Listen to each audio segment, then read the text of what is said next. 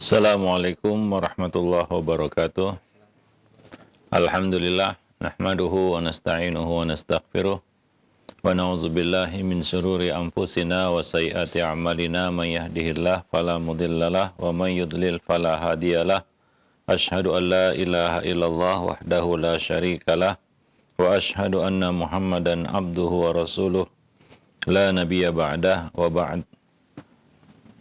Para pemerhati roja, kaum muslimin dan muslimat, rahimani wa rahimakumullah. Alhamdulillah, segala puji hanyalah milik Allah, Rabb semesta alam. Salawat beriring salam tidak lupa kita limpahkan untuk Nabi kita Muhammad sallallahu alaihi wasallam, keluarga beliau, sahabat-sahabat beliau, dan umat beliau sampai hari kemudian. Para pemerhati roja, kaum muslimin dan muslimat yang dimuliakan Allah, pada kesempatan pagi ini kita kembali dapat bertemu masih bersama buku Mencetak Generasi Robbani, yang mana kita sudah sampai pada bab terakhir, yaitu lampiran beberapa hal-hal yang mungkin perlu diketahui dan dimiliki oleh para pendidik, ya, sebagai bahan bagi mereka. Kita sampai pada penuturan kisah-kisah yang bisa mungkin dijadikan sebagai bahan untuk kita sampaikan kepada anak-anak didik kita, anak-anak kita di rumah ataupun anak-anak didik kita di sekolah, murid-murid kita. Kita masih melanjutkan kisah perjalanan Salman Al-Farisi, ya, yang banyak sekali faedah yang kita dapat petik dari situ. Terakhir kita sampai pada kita katakan ke pertemuan, ya, Salman dengan Rasulullah sallallahu alaihi wasallam, ya, di mana Salman menguji kebenaran Nabi sallallahu alaihi wasallam. Ya, beliau pertama bertemu Nabi, sebelumnya belum pernah bertemu, dan beliau membawa bekal, itu ilmu, ya, dari sahabatnya terdahulu tentang ciri-ciri Nabi yang terakhir ini. Dan ya tentunya di sini Salman ingin membuktikan kebenaran itu, ya. Dan ada tiga, ya, hal yang disampaikan oleh sahabatnya sebelumnya. Ini merupakan satu ilmu yang dimiliki oleh Salman sebagai bekal untuk mencari dan mengejar hidayah. Yang pertama adalah bahwa Nabi itu tidak memakan sedekah. Itu yang pertama. Yang kedua, Nabi itu menerima hadiah.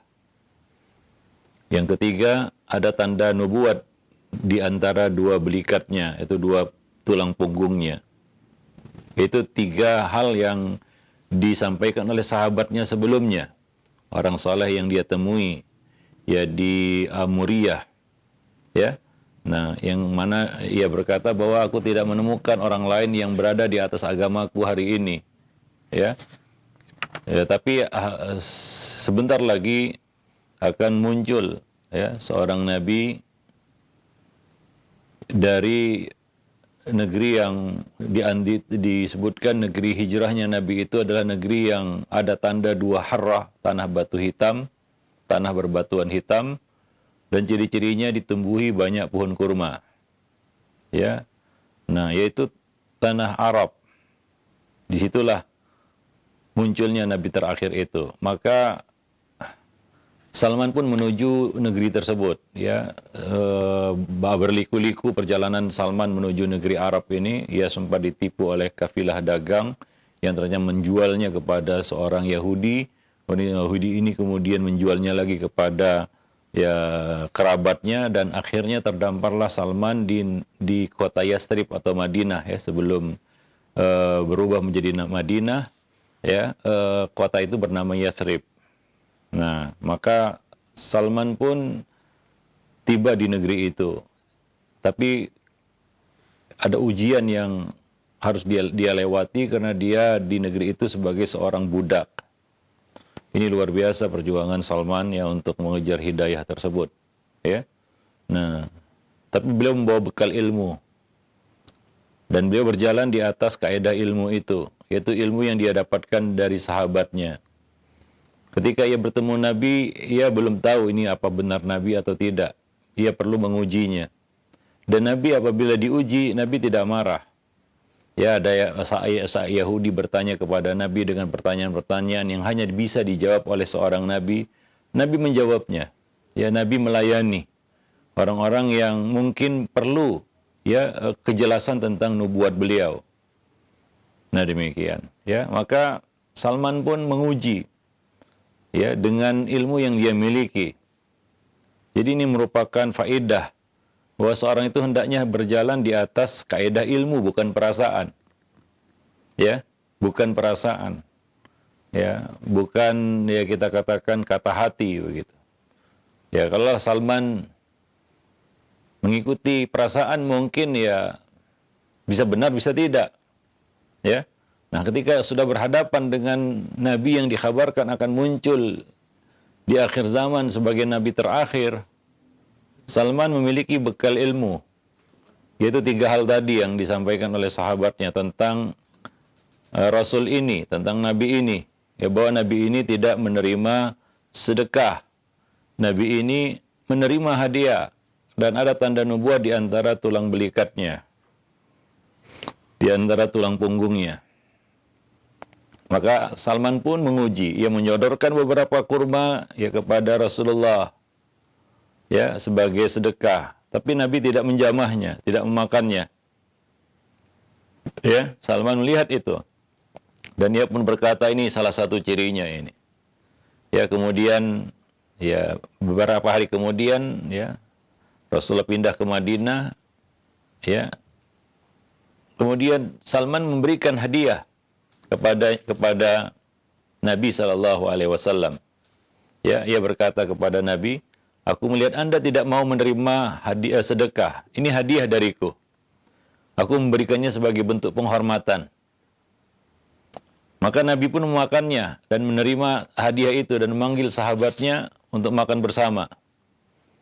Maka Salman pun bergumam dalam hatinya, sekarang sudah 2 ciri yang terbukti. Nah, tinggal yang ketiga itu ya. Ya, ketika beberapa waktu kemudian aku datang menemui Rasulullah lagi. Saat itu beliau berada di pemakaman Baqi' Gharqad di Madinah. Ya, beliau baru saja mengiringi jenazah salah seorang sahabat yang meninggal, yang wafat. Beliau memakai mantel 2 lapis. Beliau duduk bersama para sahabat. Salman mengucapkan salam kepada Nabi, kemudian memutar ke arah belakang Nabi untuk melihat punggung beliau. Apakah benar ada tanda kenabian seperti yang diceritakan oleh sahabatku? Karena ini bekal ilmu yang dia ketahui ya dari sahabatnya sebelumnya.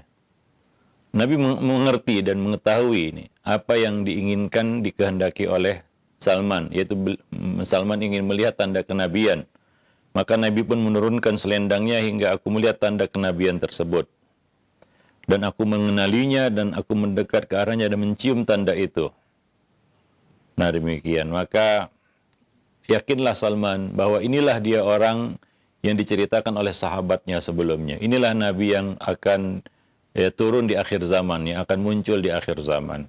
Ya, nah demikian. Dan kemudian Salman pun menceritakan perjalanan hidupnya seperti yang ia ceritakan kepada Ibnu Abbas yang meriwayatkan hadis ini. Ya, nah demikian. Sampai di situ kita ya berhenti pada kisah Salman ini pada pertemuan yang lalu. Kita lanjutkan di sini ya. Bagaimana Salman setelah ia memeluk Islam? Bagaimana Salman setelah mendapatkan hidayah Islam bertemu dengan Nabi SAW? Ya, maka Salman sibuk dengan pekerjaannya sebagai budak. Ia tetap sebagai budak ya setelah ia masuk Islam ya, statusnya masih sebagai budak. Ya, ketika ia masuk Islam ia berstatus sebagai seorang budak.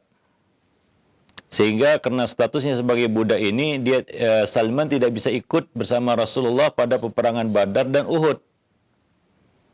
Sementara Salman ingin sekali ikut berperang bersama Nabi SAW. Ya. Itu salah satu keinginannya. Tapi terhalang itu karena ia masih berstatus sebagai budak. Ya, maka muncullah motivasi pada dirinya untuk melepaskan status budak ini. Tapi tidak mudah, tentunya harus menebus dengan sejumlah harta yang banyak untuk bisa menebus dirinya ya dari majikannya. hingga ia terlepas dari status budak. Maka Salman bercerita, Rasulullah SAW berkata kepadaku, tebuslah kemerdekaanmu dengan jaminan, wahai Salman, yaitu dengan mukatabah. Ya, maka aku pun memberikan jaminan kemerdekaanku kepada majikanku dengan tebusan 300 pohon korma yang akan aku tanamkan untuknya di lubang penyemaiannya, ditambah dengan 40 uqiyah. 40 uqiyah emas. Harga yang bagi seorang budak untuk menebus harga seperti itu adalah suatu yang sangat besar, ya. 300 pohon kurma. Ya, 300 pohon kurma yang sudah berbuah. Ya. Lalu beliau berkata kepada para sahabat, bantulah saudara kalian ini. Maka mereka pun membantu menyediakan pohon kurma. Ada yang memberi 30 tunas bibit kurma, ada yang memberi 20, ada yang memberi 15, ada yang memberi 10, setiap mereka memberi bibit kurma sebanyak yang dimiliki. Hingga terkumpullah 300 bibit pohon kurma. Ya, demikianlah ya kita katakan ya kaum muslimin satu sama lainnya yashuddu ba'duhum ba'da, saling menguatkan satu sama lainnya, saling bantu-membantu, ta'awun al-birri wa taqwa. Ya, Allah akan membantu kita selama kita membantu saudara kita. Allahu fi aunil abdi maka al-abdu fi auni akhi. Allah akan senantiasa membantu seorang hamba selama hamba itu membantu saudaranya. Dan Nabi membuka kesempatan kepada para sahabat-sahabat lainnya untuk membantu Salman Al-Farisi menebus dirinya. Maka mereka pun membawa bibit kurma. Ya, membawa bibit kurma. Ya tentunya ini belum bisa digunakan untuk menebus karena masih bibit. Ya, ada yang memberi 10, 20, 15, ya, 20 bibit kurma hingga terkumpullah 300 bibit pohon kurma. Ya, nah selanjutnya Rasulullah SAW berkata kepadaku, kata Salman, hai Salman, pergi dan galilah lubang untuk menanamnya. Setelah selesai beritahukanlah kepadaku supaya aku dapat menanamnya dengan kedua tanganku ini. Ya, maka coba lihat. Ya, seorang ya tentunya harus bekerja keras ya untuk ya kita katakan mendapatkan ya nafkah ataupun rezeki. Ya, nah, untuk menebus dirinya Salman bekerja keras. Ya, Nabi juga tidaklah langsung memberikan apa yang dibutuhkan oleh Salman. Ya, memberikan langsung 300 pohon kurma dan 40 uqiyah emas, enggak. Akan tetapi Nabi SAW mengarahkan Salman juga untuk berusaha bekerja keras untuk itu, ya, karena niatnya baik, ya, untuk menebus diri dari perbudakan agar bisa berjihad bersama Rasulullah SAW. Satu niat yang baik, namun tidak bisa dengan berpangku tangan, harus bekerja keras, peras keringat, banting tulang, ya. Maka Rasulullah berkata kepada Salman, galilah lubang. Bayangkan 300 lubang yang harus digali oleh Salman. Karena 300 pohon korma yang harus ditanam. Hanya saja Nabi berkata kepadanya, kalau selesai menggali lubangnya, panggil aku. Aku akan menanamnya dengan tanganku ini. Ya. Nah, ini keberkahan dari Nabi SAW. Yang menanam korma itu adalah Nabi SAW. Maka aku bersegera menggali lubang untuk menanam semuanya. Dibantu beberapa orang, ya tentunya. Ya. Nah, 300 lubang ya digali oleh Salman untuk menanam pohon itu. Ya, nah demikian. Setelah selesai aku menemui dan memberitahukan kepada beliau. Beliau pun keluar bersamaku mendatangi lahan tempat menanam pohon korma itu. Lalu kami bawakan bibit-bibit korma tadi. Lalu Rasulullah SAW memasukkan bibit tersebut ke lubang masing-masing dengan tangan beliau sendiri. Ya. Nah, ya ini keberkahan Rasul dari Nabi SAW, ya. Ya, korma itu ditanam dengan tangan beliau yang mulia. Ya, demi Allah yang jiwa Salman berada di tangannya, tidak satupun bibit pohon korma itu mati di kemudian hari. Artinya nggak ada yang mati, nggak ada yang gagal. Dengan begitu aku bisa menebus jaminanku berupa pohon kurma. Ya, nah tinggallah utangku berupa emas 40 uqiyah tadi. Ini perjuangan Salman untuk bisa menebus dirinya dari perbudakan setelah ia masuk Islam. Kenapa ia ingin menebus dirinya? Karena ia ingin berperang bersama Nabi SAW. itu salah satu impian Salman. Karena ada 2 perang yang tidak bisa beliau ikuti. Ya, sementara beliau menyaksikan Nabi keluar bersama pasukan, yaitu perang Badar dan perang Uhud. Karena status Salman sebagai budak, maka beliau bersungguh-sungguh untuk menebus dirinya dari perbudakan itu. Ya, nah, dan itu tentunya dengan kerja keras, tidak dengan malas-malasan. Ya, maka kalau kita ingin meraih sesuatu, ya kita juga harus kerja keras. Kalau kita ingin mencari rezeki yang halal, maka kita harus kerja keras. Ya, tidak bisa berpangku tangan, tidak hanya dengan bermodal doa. Ya, doa itu penting, tapi harus disertai dengan ikhtiar, harus disertai dengan kerja keras, dengan usaha keras. Ya, nah demikian. Ya, sehingga ya Allah Subhanahu Wa Taala akan memberi kita sesuai dengan kerja yang kita lakukan, usaha yang kita lakukan. Ya, bukan hanya dengan berpangku tangan. Ya, nah istilahnya apa? Nabi tidak memberi ikan tapi memberi kail, ya, untuk menangkap ikan, ya, memberikan jala untuk menjaring ikan, bukan memberi ikannya. Demikian Salman bekerja keras untuk bisa menebus dirinya. Nah, tinggal satu lagi, ya, syarat yang harus dia penuhi, yaitu memberikan 40 uqiyah emas. Ya. Nah, dan itu tidak langsung terwujud. Ya, setelah itu Rasulullah menerima, ya, beberapa waktu kemudian, ya, Rasulullah menerima sebongkah emas sebesar telur ayam dari harta rampasan perang. Ya, dari harta rampasan perang. Maka beliau berkata, apa yang sedang dilakukan orang Persia si budak Mukatab itu, yaitu Salman. Ya, Nabi mencari Salman. Nabi teringat Salman, ya, membutuhkan sesuatu untuk menebus dirinya dari perbudakan. Maka Nabi mencari Salman. Ya, di mana Salman Al-Farisi, orang Persia, budak Mukatab yang ingin menebus dirinya itu? Maka aku pun dipanggil untuk menemui beliau. Sesampainya di hadapan Rasulullah, Rasulullah berkata kepadanya, ambillah emas ini dan bayarlah hutangmu, hai Salman. Ini juga satu faedah, ya. Ada orang berhutang itu posisinya dia itu mu'sir. Artinya mu'sir di sini sulit. Perlu dibantu untuk melunasi hutang karena dia dalam kesulitan. Orang yang berhutang ada 2 macam, ada yang musir, ada yang mu'sir.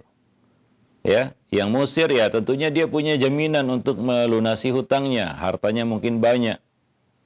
Ya.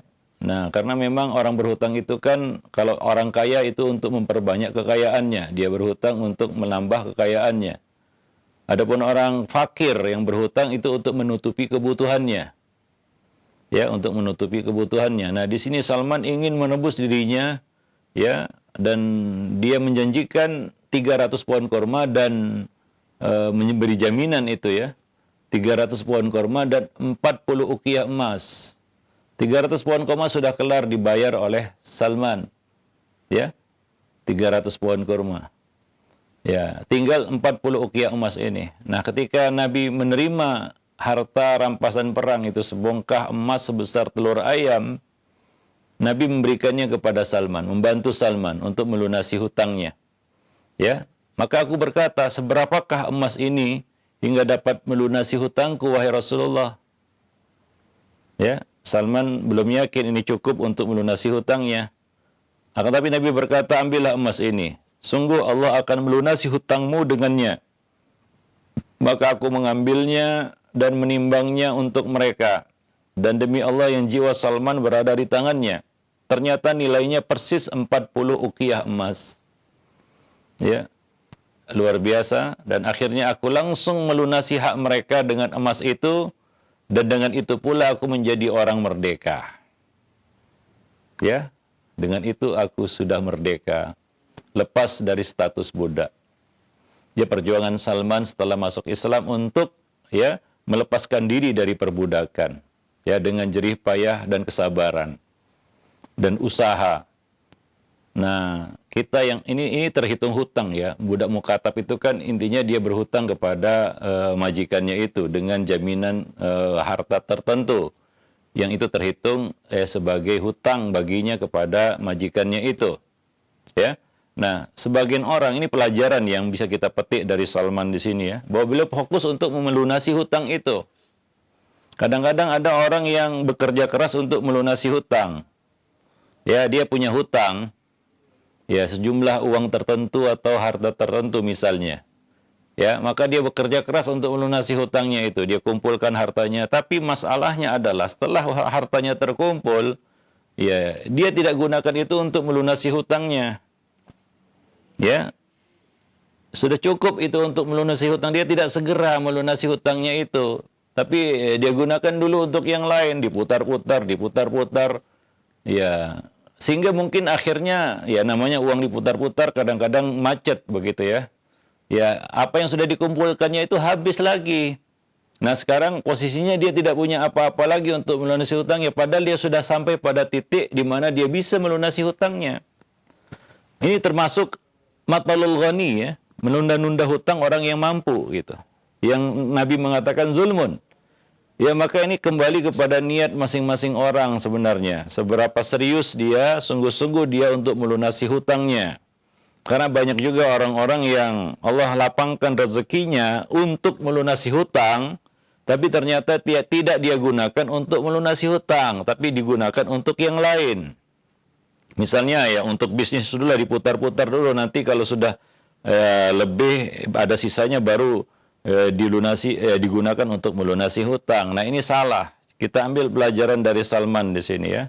Ketika ia sudah memiliki harta yang cukup untuk melunasinya, dia segera lunasi. Ya, Salman tidak menahan harta itu, wah ini dijual saja. Nah, mungkin ini bisa diputar dalam waktu 1 tahun, mungkin bisa 2 kali lipat. Nah, separuh untuk untuk melunasi hutang, separuhnya lagi untuk melanjutkan usaha. Dan kadang-kadang ya setan menghambat kita, menghalangi kita untuk melunasi hutang pada titik di mana kita mampu melunasinya. Kita tidak segera untuk melunasi hutang itu. Kita termakan taswifnya setan. Nanti dalam bayar hutang itu taswif setan itu mujarab itu. Nanti padahal sudah ada. Allah sudah lapangkan rezeki kita untuk melunasi hutang. Ya, tapi kita mengabaikannya. Kita ya lupa kepada mungkin niat awal kita mengumpulkan harta itu untuk bayar hutang. Ya, kita lupa itu komitmen kita. Ketika harta itu sudah di depan mata, lain lagi rencana. Ya. Nah, demikian. Maka niat baik itu jangan ditunda-tunda. Ya, termasuk niat baik adalah melunasi hutang. Kalau kita punya hutang, segeralah lunasi. Jangan ditunda-tunda. Ya, nanti dan nanti. Ya, boleh jadi nanti harta itu tidak lagi di tangan kita. Boleh juga nanti kita tidak ada lagi di dunia. Ya, jangan harap ahli waris mau melunasi hutang. Jangan berharap sama orang. Ya, boleh jadi mereka lunasi, boleh jadi juga enggak. Ya, maka dari itu kita yang memastikan bahwa kita keluar dari dunia ini tanpa hutang. Karena hutang itu menjadi masalah besar di akhirat nanti, bukan masalah kecil. Ya, saking besarnya masalah hutang ini, seorang yang mati syahid tertahan gara-gara hutang. Itu mati syahid. Bagaimana dengan mati-mati yang lainnya yang ya tentunya tidak seutama, tidak setinggi derajat orang yang mati syahid. Ya, nah demikian. Wallahu a'lam bishawab. Nah, ini pelajaran yang bisa kita petik di sini. Ketika Salman mendapatkan kesempatan untuk melunasi hutangnya, ia segera lunasi. Dia tidak tunda-tunda, dia tidak tunggu-tunggu, dia langsung lunasi hutangnya itu dan akhirnya dia menjadi orang yang merdeka. Ya. Nah, jadi salah satu faedah adalah jangan suka menunda-nunda pembayaran hutang. Apalagi jika Allah kasih jalan bagi kita untuk melunasinya. Ya. Nah, karena kesempatan kedua mungkin tidak muncul lagi. Kita tunda pembayaran hutang, ternyata apa? Di kemudian hari Allah sempitkan rezeki kita lagi. Sehingga kita tidak mampu membayar hutang ini. Sementara sebelumnya ada kesempatan untuk itu. Ya, maka kita disebut zalim. Matalul ghani zulmun, kezaliman. Ya, nah demikian. Wallahu a'lam bishawab. Taib. Nah, kemudian aku pun, kata Salman, bisa ikut berjihad bersama Rasulullah sallallahu alaihi wasallam pada peperangan Khandaq. Dan sejak saat itu aku selalu ikut dalam peperangan bersama Nabi, tidak pernah absen sekalipun. Karena itulah yang diinginkan, dikehendaki, diimpikan, dicita-citakan oleh Salman Al-Farisi. Ya, nah demikian. Luar biasa ini ya. Ya, kesungguhan Salman ya di dalam mengejar hidayah, dan bagaimana Salman ya, kita katakan baik Islamnya setelah ia masuk Islam, menjadi orang yang baik Islamnya, ya. Nah demikian, dan ya gunakan kesempatan sisa waktu yang ada bersama Nabi itu untuk ikut berperang bersama Nabi, ya. Nah demikian, wallahu alam bisawab. Demikianlah para sahabat yang mulia, yang memang luar biasa kehidupan mereka. Ya, pantas kalau Allah Subhanahu wa taala memilih mereka sebagai orang-orang pilihan untuk menyertai nabinya Muhammad sallallahu alaihi wasallam, ya. Karena mereka adalah orang-orang pilihan juga. Sebagaimana Nabi adalah orang yang dipilih untuk mengemban risalah, dan sahabat-sahabat Nabi adalah orang yang dipilih untuk menyertai Nabi di dalam menyebarkan risalah. Wallahu alam bisawab. Nah demikian kisah Salman yang sangat banyak faedah yang bisa kita petik di dalamnya. Tadi kita sebutkan bagaimana Salman tetap menjalankan kaidah ilmu, tidak memakai perasaan, wah menduga-duga ini benar Nabi ini. Ya, kayaknya tampilannya meyakinkan ini. Wah, ini tidak. Bukan Salman tidak menilai Nabi dengan perasaan, tidak. Ya. Bukan dengan menerawang, wah ini memang pantas jadi Nabi ini. Perawakannya apanya memang ya sebagian orang mungkin tidak menjalankan kaidah ilmu, ya, menilai dengan perasaan atau dengan tampilan luar. Tapi Salman tidak. Ia memastikan ini benar-benar Nabi dari kaidah ilmu yang dia miliki dari sahabatnya terdahulu. Dan itu benar-benar dilaksanakan oleh Salman, kaidah ilmu. Beliau berjalan di atas kaidah ilmu. Sampai ketika beliau sudah berhadapan di depan Nabi, ya beliau tetap juga memastikan itu dengan kaidah ilmu, bukan dengan perasaan. Itu satu faedah penting yang perlu kita petik di sini. Yaitu apa? Berjalanlah di atas kaidah ilmu, bukan dengan perasaan, logika yang kadang-kadang itu keliru dan mengelirukan. Karena pandangan mata ini kadang-kadang suka kesirep, ya. Setan mengganggu pandangan mata kita. Setan mengganggu logika kita. Tapi ilmu itu akan membimbing kita kepada kebenaran, dan itu yang terjadi pada Salman, ya. Dan ketika masuk Islam, ya tidak ada yang diharapkan oleh Salman ketika sudah masuk Islam selain menunjukkan kesungguhan Islamnya di hadapan Nabi. Yaitu apa? Beliau ingin sekali berperang bersama Nabi, berjihad bersama Nabi. Itu impian Salman Al-Farisi. Ya, kita tahu perang Khandaq, peran Salman luar biasa, ya. Pada peperangan Khandaq disebut Khandaq karena parit yang digali yang membuat kita katakan pasukan Ahzab itu kebingungan, ya, melihat parit yang terbentang mengitari kota Madinah.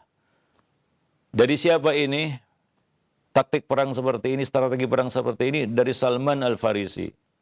Ya. Nah, karya beliau, jasa beliau ditoreh dalam sejarah Nabi yang nggak akan lepas dari yang namanya perang Khandaq. Dan perang Khandaq itu identik dengan Salman Al-Farisi. Ya, dan itulah perang pertama yang diikuti oleh Salman setelah bebas dari perbudakan. Ya, dan coba lihat bagaimana ya kesungguhan Salman untuk membebaskan dirinya dari perbudakan setelah masuk Islam. Ya, setelah masuk Islam. Ya, semata-mata ingin berperang bersama Nabi, ya, menunjukkan ya sampai kepada puncak amalan di dalam Islam. Nabi mengatakan puncak amalan di dalam Islam adalah al-jihadu fisabilillah. Wa dhirwatu sanamihi al-jihad. Puncak amalan dalam Islam itu adalah jihad. Nah demikian. Dan itu yang diimpikan oleh Salman, dan Allah membantunya. Ya, Salman akhirnya bisa bebas dari perbudakan dan ikut berperang bersama Nabi. Peperangan pertama yang diikuti oleh Salman adalah perang Khandaq, dan beliau langsung memberikan kontribusi yang besar bagi Islam dan kaum muslimin. Kemenangan pasukan Islam di peperangan Khandaq tidak lepas dari peran Salman yang luar biasa. Dan setelah itu Salman selalu ikut berperang bersama Nabi SAW, tidak pernah absen sekalipun. Ya, nah demikian. Wallahu a'lam bishawab. Nah demikian ya salah satu kisah panjang sekali, sampai beberapa episode kita sampaikan kepada para pemerhati roja sekalian, karena banyak sekali faedah-faedah yang terkandung di dalam kisah Salman ini. Wallahu a'lam bishawab. Nah, demikian saja, mudah-mudahan bermanfaat. Aqulu qauli hadza astaghfirullah li wa lakum lisairil muslimin innahu huwal ghafurur rahim. Nah, alhamdulillah, baik, syukran jazakallahu khairan atas materi yang telah disampaikan. Telah kita simak bersama materi lanjutan dari pertemuan yang lalu, masih dari perjalanan kisah Salman Al-Farisi dalam menjemput hidayah.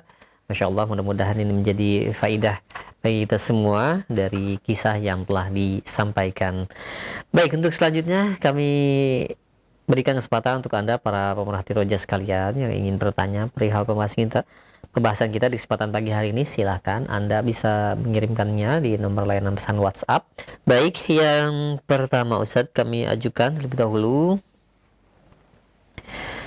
Assalamualaikum warahmatullahi wabarakatuh. Ya Ustadz, kami memiliki anak seusia kelas 3 SMP di pondok. Kami bekali dengan uang saku setiap bulannya yang jumlahnya tidak terlalu cukup besar karena memang kami tidak memiliki cukup banyak harta. Tapi anak kami sangat mudah meminjamkan uangnya ke teman-temannya yang suka meminjam. Padahal kami tahu bahwa teman-temannya di pondoknya pun telah mendapatkan uang saku dari masing-masing orang tuanya. Dan kami juga bekali tersebut untuk selama 1 bulan. Yang menjadi jengkelnya juga teman-temannya tersebut banyak yang tidak membayar. Mohon nasihatnya bagaimana cara memberitahukan kepada anak kami agar dia bisa menjaga uang saku yang kami berikan kepada dia untuk selama 1 bulan tersebut. Iya, ini masalah di pondok juga ya, di pondok ini ya. Iya. Ya, anak itu diserai harta secara utuh, ya, sempurna, total ketika dia sudah masuk usia rusyad. Di sini usia SMP ya. SMP. Usia tadi? SMP, kelas 3. Kelas 3. Ya, tentunya belum sampai usia rusyad. Artinya sudah bisa diberikan harta kepadanya untuk dia kelola sendiri harta itu. Ini masalah di pondok juga. Banyak masalah-masalah seperti ini di pondok. Ketika anak yang memang belum cakap untuk mengelola harta diberikan harta, ya, diberikan harta kepadanya, dia nggak mengerti bagaimana menggunakan harta itu, ya. Nah, akhirnya terjadilah ya seperti itu, modus-modus seperti itu kan begitu ya. Atau ada juga yang sudah dikasih uang bulanan, uang bulanan namanya ya, untuk 1 bulan habis dalam sepekan kan gitu ya. Ya, anak-anak belum bisa memegang uang karena dia belum sampai kepada usia rusyad. Anak yatim sendiri tidak boleh diberikan harta kepadanya hingga dia sampai kepada usia rusyad, ya, usia dewasa matang di mana dia bisa mengelola hartanya sendiri, ya. Nah, ini masalah. Maka dari itu sebaiknya ya uang itu tidak diberikan kepada si anak. Sebagian pondok menerapkan sistem seperti itu, yaitu apa? Anak tidak dibiarkan pegang uang, ya, tapi uang dipegang oleh oleh pihak sekolah, iya, ya, oleh pihak sekolah. Biasanya di bagian kesantrian atau bagian musyrif ya, yang memegang ya, dan mengeluarkan sesuai dengan kebutuhannya. Kadang-kadang anak seperti itu salah satu masalah. Masalah lainnya yang sering sekali juga adalah anak itu tidak bisa menggunakan harta itu dengan bijak, dengan baik. Ya, baru sepekan sudah habis, sudah nodong lagi sama orang tuanya. Ya, tentunya ya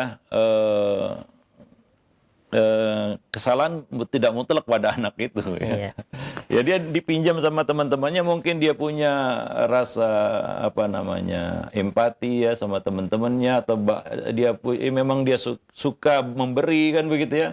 Itu memang salah satu sifat yang perlu dipupuk juga pada anak. Dia suka membantu, suka memberi, itu bagus. Cuma masalahnya di sini bukan itu.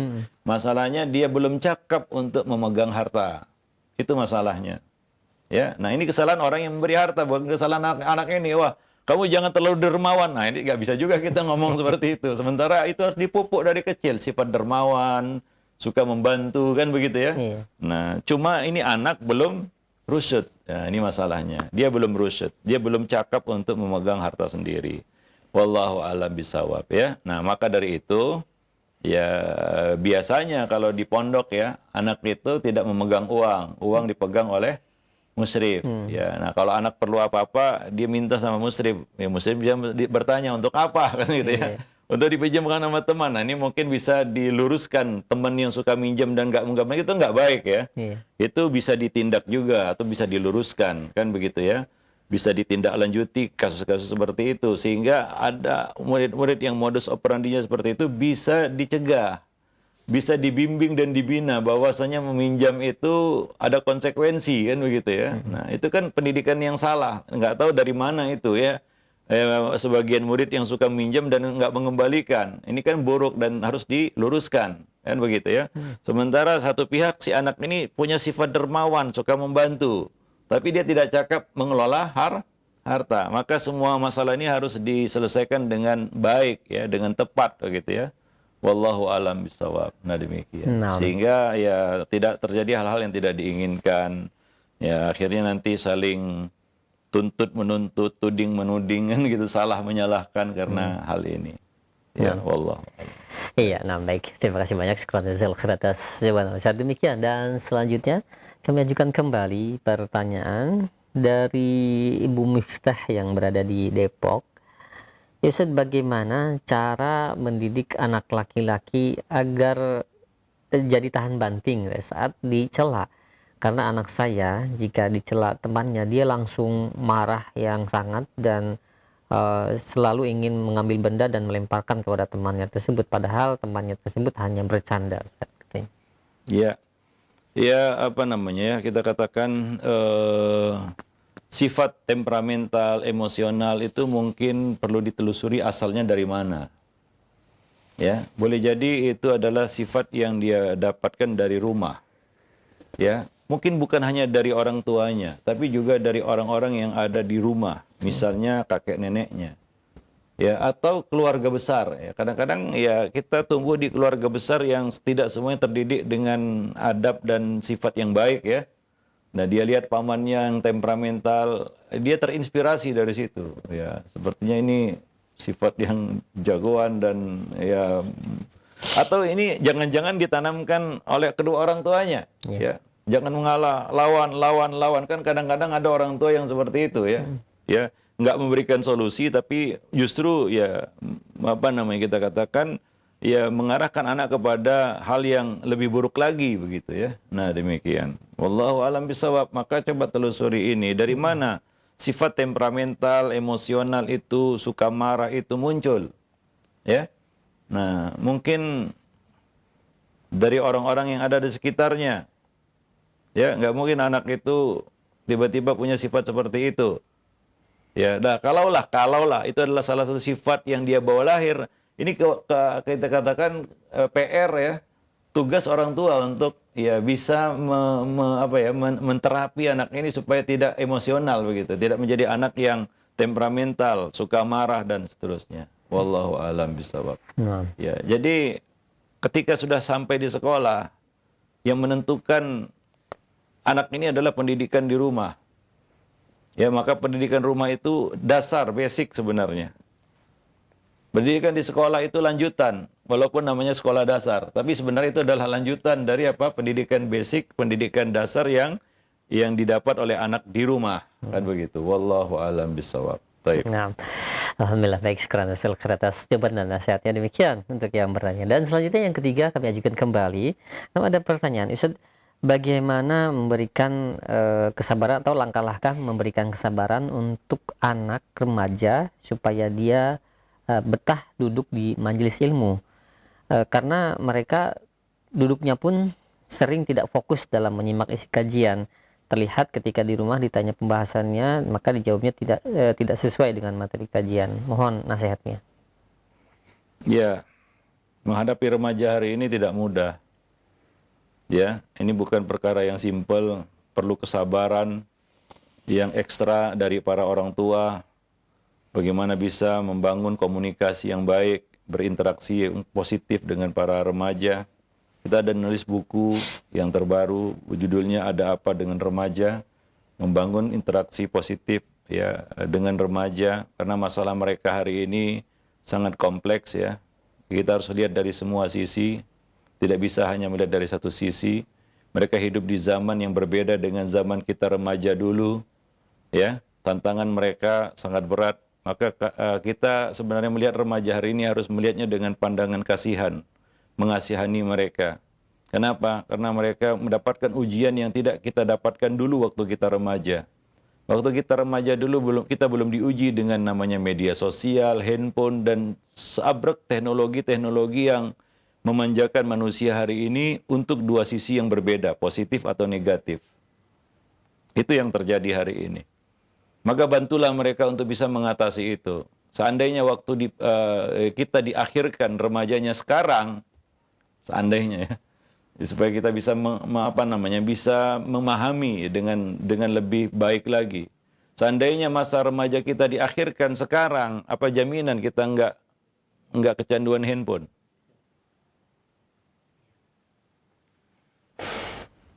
Mungkin lebih gila lagi. Mungkin ya. Sejadi set. Itu tantangan mereka yang harus kita pahami ya. Ya, hingga kita tidak main patah-patah istilahnya, main patah tebu gitu ya. Nah, harus ada pendekatan. Ya, nggak bisa kita katakan saya remaja dulu begini, kamu kok kayak gini ya, nggak bisa. Ya kenapa? Karena tantangannya berbeda. Ini kadang-kadang orang tua membandingkan dia waktu remaja dengan anak ini remaja begitu. Zamannya sudah berbeda, zaman nggak sama. Nah ini kadang-kadang kekeliruan berpikir yang sering terjadi pada banyak orang, yaitu menyamakan zaman dulu dengan zaman sekarang. Zaman Nabi dengan zaman sekarang berbeda. Dan Nabi juga menjelaskan ada perbedaan zaman antara satu zaman dengan zaman lainnya. Misalnya apa? Akan datang, kata Nabi, masa, zaman, orang nggak peduli lagi dengan cara apa mencari harta. Itu nanti, nggak kebayang pada zaman Nabi nggak ada. Orang yang punya prinsip seperti itu. Misalnya punya prinsip cari yang haram saja susah, apalagi yang halal. Apakah prinsip seperti itu, semboyan seperti itu ada di zaman Nabi? Nggak ada, zamannya berbeda. Di zaman sahabat ada nggak seperti itu? Nggak ada, karena zamannya berbeda. Sekarang, ya rata-rata orang seperti itu. Ya, mencari harta gelap mata dengan cara apa saja. Karena sekarang ini orang keluar rumah mencari harta itu supaya jadi orang kaya, bukan mencari rezeki yang halal, bukan. Nah ini tantangan yang ada hari ini. Ya, maka itu kita masukkan juga di dalam buku panduan amal ya. Mencari nafkah yang halal itu masuk salah satu amal sehari semalam yang kita masukkan di dalam buku yang bertajuk Amalul Yawm wal Lailah. Kalau kita periksa buku-buku sejenis yang bertemakan sejenis, yaitu Amalul Yawm wal Lailah, amal sehari semalam, nggak ada pembahasan itu. Mungkin masalah ini bukan jadi masalah dahulu, tapi sekarang ini menjadi masalah yang krusial, masalah yang sangat penting, yaitu mencari nafkah yang halal. Masanya berbeda dengan dulu. Nah, demikian juga ketika kita menghadapi remaja hari ini, ya kita harus lihat permasalahan yang ada di sekeliling mereka. Ya, apalagi mereka sekarang ditarget ya dari musuh-musuh Islam. Dari musuh-musuh Islam. Ya, anak-anak muda Islam. Ya. Ada yang ya kita katakan memberikan pengaruh-pengaruh negatif pada akhlak mereka, akidah mereka, ibadah mereka. Ya, coba lihat sekarang ini fitnah LGBT. Siapa yang disasar? Remaja, anak-anak dan remaja. Mereka lah yang menjadi target ya dari kita katakan praktik LGBT ini. Ya, dan mereka yang banyak jadi korban, anak-anak dan remaja, para pemuda. Ya, nah demikian juga ya kita katakan pendangkalan akidah, siapa yang disasar? Anak-anak muda, para remaja, anak-anak dan remaja, para pemerhati rojak kaum muslimin dan muslimat yang dimuliakan Allah. Ya, nah maka ya dengan seabrek masalah yang mereka hadapi hari ini ya kita hendaknya jangan ya justru membuat jarak dengan mereka. Ya, ketika berhadapan dengan masalah remaja hari ini seperti langit mau runtuh, bumi mau terbelah begitu ya. Ngamuk nggak karuan, ya kadang-kadang langsung main vonis, ya main hukum sana hukum sini, sanksi sana sanksi sini. Sementara kita tidak melakukan pendekatan dan tidak berusaha untuk memahami masalah mereka hari ini. Nah ini yang kadang-kadang remaja itu kayak frustasi juga ya. Dia tidak dikasih solusi untuk mengatasi masalahnya. Misalnya lah masalah yang paling berat ya dihadapi remaja hari ini adalah masalah kecanduan medsos. Banyak remaja pemuda yang antisosial, yang nggak mengerti bagaimana berinteraksi. Ya, Nah, ini masalah. Nah, bagaimana mengatasi ini? Ya, tentunya tidak mudah, ya. Karena bagi kita yang dewasa aja, yang bahkan bukan dewasa lagi, yang sudah mungkin ya banyak makan asam garam kehidupan, ya kita juga mungkin nggak bisa lepas dari fitnah itu. Apalagi anak-anak remaja atau pemuda, ya, yang belum bisa dikatakan banyak makan asam garam kehidupan. Para pemerhati rojak kaum muslimin dan muslimat yang dimuliakan Allah, ya. Nah, maka coba dekati mereka dan memahami masalah yang mereka hadapi dan ya bisa menyelesaikannya dengan perlahan, sabar. Nggak bisa main patah tebu, ya. Nah, ini harus main patah-patah istilahnya. Habis patah buang, nggak bisa seperti itu. Ya, nggak akan selesai masalah remaja dan pemuda dengan cara seperti itu. Wallahu a'lam bishawab. Ya, jadi tentunya ya perlu ya kedekatan dengan mereka, kebersamaan, jangan dijauhi, apalagi diusir, ya. Ini bahaya. Anak muda diusir, kan begitu, ya. Remaja diusir oleh orang tuanya. Banyak kasus-kasus seperti itu. Mungkin karena melihat kesalahan yang mereka lakukan. Ya, kita katakan, ya, ketika kita mendengar kesalahan yang dilakukan oleh anak-anak kita, anak-anak remaja kita, anak-anak muda kita, ya, lalu kita seperti heboh, dan apa ya kita katakan, ya, terlalu berlebihan. Bahasa sekarang namanya lebay, kan begitu, ya. Wah, kayak itu kesalahan tidak terampuni begitu, ya. Para jemaah kaum muslimin dan muslimat yang dimuliakan Allah. Ya, dan kita tidak menerima dia melakukan kesalahan seperti itu. Ya. Nah, ini ya kita katakan tidak menyelesaikan masalah seperti itu. Ya. Nah, coba ya, berusaha untuk memahami lagi ya dunia remaja dan anak muda hari ini supaya kita bisa meluruskannya dengan baik, ya, dengan menyelesaikan masalah tanpa membawa masalah yang lain. Wallahu a'lam bishawab. Nah, demikian. Baik. Nah, baik. Terima kasih banyak atas jawaban Ustaz dan nasihatnya. Mudah-mudahan menjadi faidah ya bagi kita semua. Dan selanjutnya ini ada pertanyaan kembali Ustaz. Ustaz, bagaimana menurut Ustaz mengenai pembulian? Karena kami ingin memasukkan anak kami ke pondok sunnah, tapi ternyata kami dengar di hampir di setiap pondok sunnah itu banyak pembulian, khususnya dari kakak kelas kepada adik kelas. Bahkan sampai-sampai anak-anak yang cerdas pun tidak sedikit yang gagal untuk sampai selesai menempuh pendidikan di pondok karena pembulian ini. Mohon nasihatnya Ustaz. Bagaimana nasihat antum agar pembulian atau pembulian yang terjadi di pondok-pondok yang kita ketahui ini? Ini satu PR juga, ya, masalah di namanya lembaga pendidikan yang berbasis pesantren, ya. Yeah. Anak-anak nginap di situ, tinggal bersama di situ, masalahnya sangat kompleks sebenarnya. Penyimpangan perilaku seksual juga banyak terjadi dan itu kita nggak bisa tutup mata, ya. Itu salah satu ancaman juga, ya. Kemudian juga masalah pembulian, yaitu itu ada, nggak bisa dinafikan, ya. Nah, itu masalahnya tidak bisa dilihat dari satu sisi aja, ada dari banyak sisi yang harus kita lihat di situ, ya. Misalnya, ya, kita katakan kecenderungan anak itu suka membuli, kan begitu. Dari mana itu? Ya, biasanya itu karena lepas dari pengawasan orang tua. Peran orang tua nggak ada di situ. Anak ini anak yang dilepas menjadi seperti anak liar begitu, ya. Nah, ini artinya apa? Pihak sekolah harus tahu juga bahwa peran orang tua itu nggak bisa disisihkan dari pendidikan. Ya. Nah, nanti akan berujung seperti ini, yaitu anak-anak yang lepas dari kawalan orang tua, nah akhirnya dia berbuat semaunya. Ya, marah-marah tidak ada yang memperhatikan. Seberapa besarkah guru di sekolah bisa memperhatikan setiap detil dari anak didiknya? Enggak bisa. Ya, mungkin juga dia hanya sepintas selalu saja memperhatikan anak-anak didiknya. Ya, tidak detil. Ya, tidak seperti orang tua mungkin. Nah, ketika orang tua tidak dilibatkan secara aktif, ya, kita katakan secara aktif, ya, akhirnya seperti ini. Anak-anak yang hilang kawalan, tidak terkawal, melakukan apa yang dia ingin lakukan dari apa yang dia lihat dan dia dengar, kan begitu, ya. Nah, hingga tradisi turun-menurun yaitu bully-membuli antara kakak kelas dan adik kelas ini nggak ada selesainya sepertinya. Nah, maka di sini ya peran orang tua tidak bisa dikesampingkan. Maka ini perlu dirubah misal ya, mindset ya. Ya, bahwa orang tua nggak perlu terlibat di dalam pendidikan di sekolah.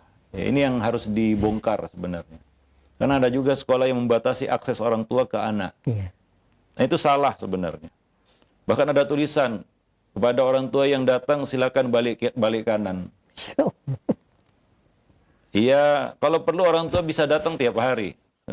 Sekolah menyisihkan waktu, ada guru bimbingan, guru BK sekarang atau guru BP dan orang tua untuk ya melakukan pendekatan kepada anak, ya. Nah, demikian. Masalah anak itu banyak. Ya. Kadang-kadang masalah yang tidak terlihat oleh mata, tapi itu jadi masalah. Nah, baru terbelalak mata orang tua ketika masalah itu muncul. Ya. Nah, maka untuk menguak ya banyak rahasia pada anak itu perlu kerjasama orang-orang dewasa ini, yaitu guru di sekolah, orang tua di rumah, ya, dan semua perangkat-perangkat pendidikan. Nggak bisa diselesaikan, ya, dikurung di sekolah aja, nggak dikasih akses orang tua. Ya. Orang tua juga harus, ya, bukan hanya diberikan akses begitu saja. Orang tua juga harus dibimbing dan dibina di sini. Karena banyak juga orang tua yang harus sekolah sebenarnya.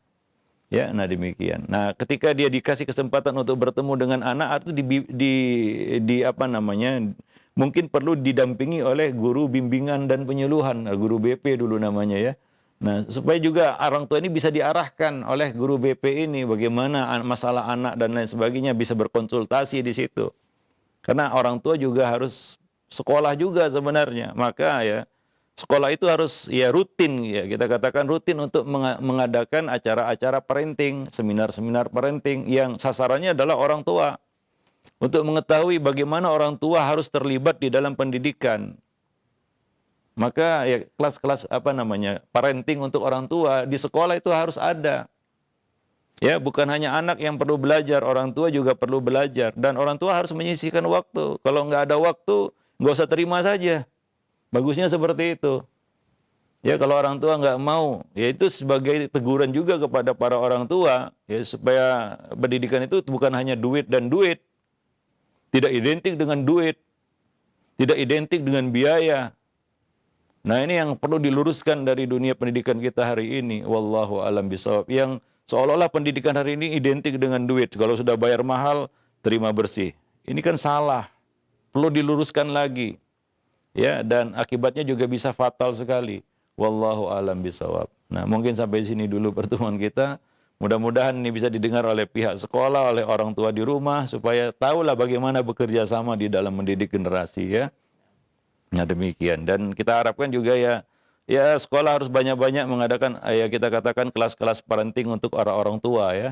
Ya, dan serius, bukan hanya sekedar sekedar formalitas begitu ya. Nah, demikian. Kalau bisa berkurikulum juga, ada buku yang dikaji dan dibahas. Ya, nah demikian. Ya, buku-buku parenting tentunya ya. Nah, demikian. Kadang-kadang ya suka nggak nyambung juga. Mengundang orang tua, materinya apa? Materinya jual beli kan gitu ya. Materinya ini itu ya, materi parenting karena ini kaitannya kan dunia parenting begitu, dunia pendidikan begitu. Wallahu a'lam bishawab.